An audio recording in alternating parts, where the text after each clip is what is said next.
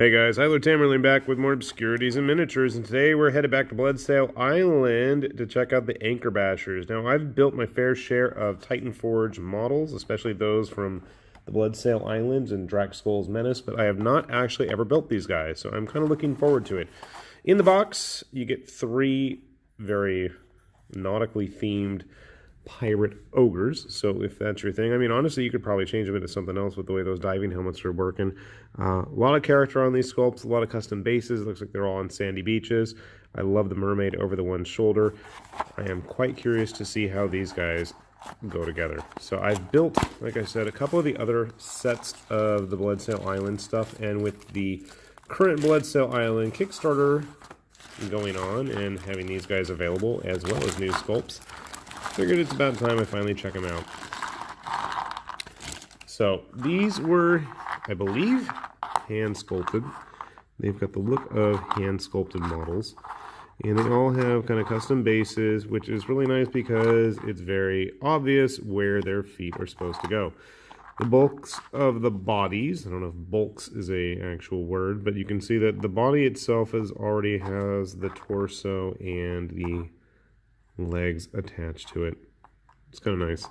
Lots of pouches and gubbins hanging off of them. Our topless mermaid friend missing an arm, so we'll probably hopefully have one for her. There it is. I'm assuming she's using it to kind of bang on his head, like so. Alright, barnacles are a nice touch. So one thing I think Titan Forge really gets well is the character of their models. And yeah, they do a lot of big army, massive troop builder type sets of figures with their Dragon Empire and the Bloodsail Island and their Serpent Temple stuff and Draxskull as well. But they really do come out with flavorful, characterful sculpts. So, kind of a nice touch. I was not aware that they actually had unhelmeted heads, so that's kind of a nice touch. If you wanted to go that route, I might. At least for one of them. These seem to be all the bits for the anchor. I have no idea what this is. Is it on the box? We've got a couple of those. You know what I'm wondering? I'm wondering if this is supposed to be some kind of breathing tube, and I'm thinking it is because it's got a little pressure gauge on there as well as a valve. That's going to need to get heated up. There's 1, 2, yep, 3 of them. Right here. Okay. Well, that'll require some heating at least. I don't like doing that, but that's just me being lazy. So they all have their anchors to bash their enemies' heads in.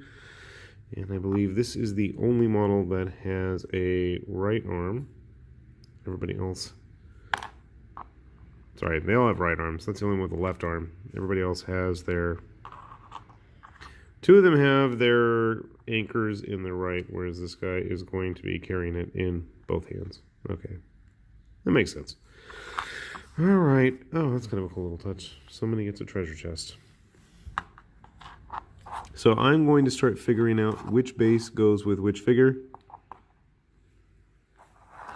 Mermaid Man. Looks like he's going on this one.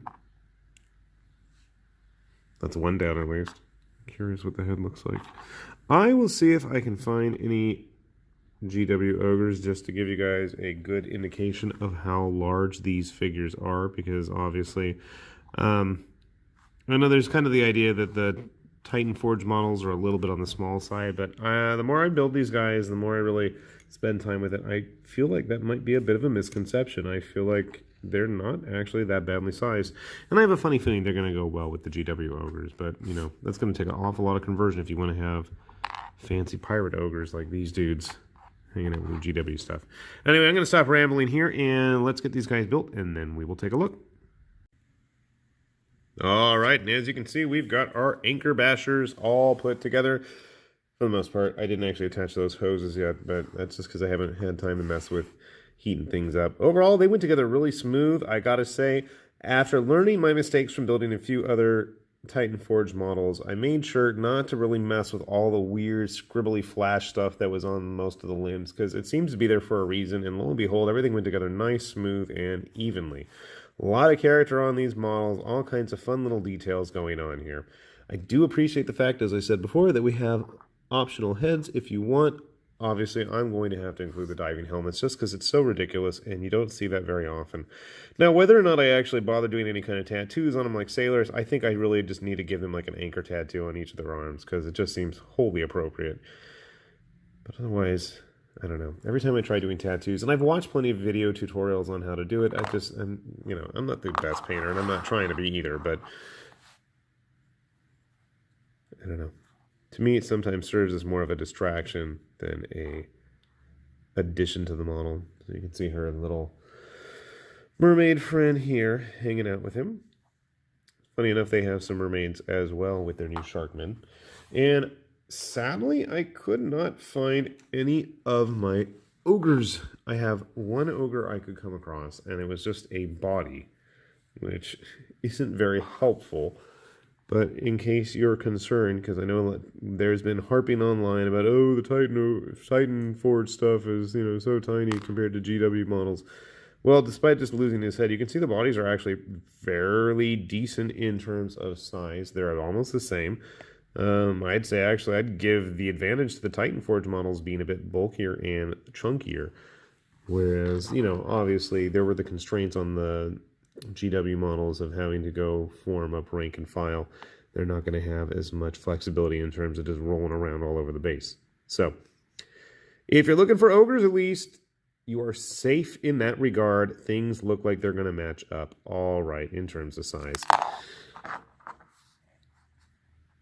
I think the only real downfall that I can really fault these guys for is a lack of variety. So if you wanted to go with a full melee force, at least up until the new stuff from their raid on the Serpent Temple stuff gets released from their current Kickstarter, I don't think you're going to really be able to have a lot of variety because they're all going to be holding the weapons in the same hand, and they really all look and felt like they were keyed up to use specifically these weapons, and even the anchors. You might have noticed earlier that all of the anchor heads were actually separate pieces, and as far as I can tell, that's really who they were designed for. I didn't really want to mess with it too much.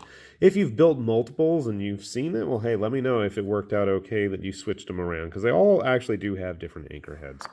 So I guess, and then without the helmets too, that I guess could give you a little bit more variety as well. If you're just looking for a single unit or for a skirmish game, you want to do Vanguard or, Rangers of Shadows Deep or Frostgrave or something, I think you can get a lot of mileage out of these guys. Ghost Archipelago, there we go. I don't know if they have ogres running around in that.